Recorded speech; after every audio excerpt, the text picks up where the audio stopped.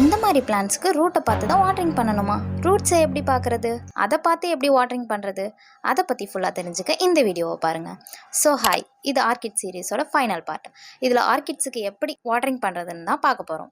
ஆர்கிட்ஸ்க்கு பொதுவாக 4 டேஸ்க்கு ஒன்ஸ் வாட்டரை மிஸ்டிங் ஆர் ஸ்ப்ரேயிங் பண்ணலாம். ஆர் பவுல் ஆஃப் வாட்டரில் ஆர்கிட்ஸை 5 மினிட்ஸ் சோக் பண்ணிவிட்டு அப்புறமா ஃபுல்லாக ட்ரைன் பண்ணிடலாம். வாட்டரிங் டைமில் ஃப்ளவர்ஸ் மேலே வாட்டரிங் பண்ணுறதை அவாய்ட் பண்ணிக்கோங்க. ஏன்னா ஃப்ளவர்ஸில் மாய்ஸ்சர் கண்டென்ட் அதிகமாக ஆச்சுன்னா ஃப்ளவர்ஸோட ஷெல்ஃப் லைஃப், அதாவது ஃப்ரெஷ்னஸ், குயிக்காக டிக்ரீஸ் ஆகிடும்.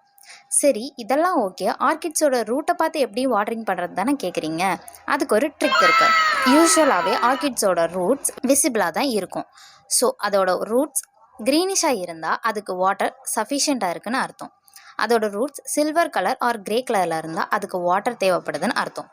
ஸோ இந்த ட்ரிக்கை வச்சு உங்களோட ஆர்கிட்ஸுக்கு எப்போ தண்ணி வேணும்னு நீங்கள் டிசைட் பண்ணலாம். இந்த மாதிரி இன்னும் நிறையா டிப்ஸ் வீடியோ பார்க்க எங்கள் சேனலை மறக்காமல் ஃபாலோ பண்ணிக்கோங்க. அண்ட் ஆர்கிட் வளர்க்குற உங்கள் ஃப்ரெண்ட்ஸுக்கு இதை ஷேர் பண்ணிடுங்க. நெக்ஸ்ட் வீடியோவில் பார்க்கலாம். அண்டில் தென் பாய்.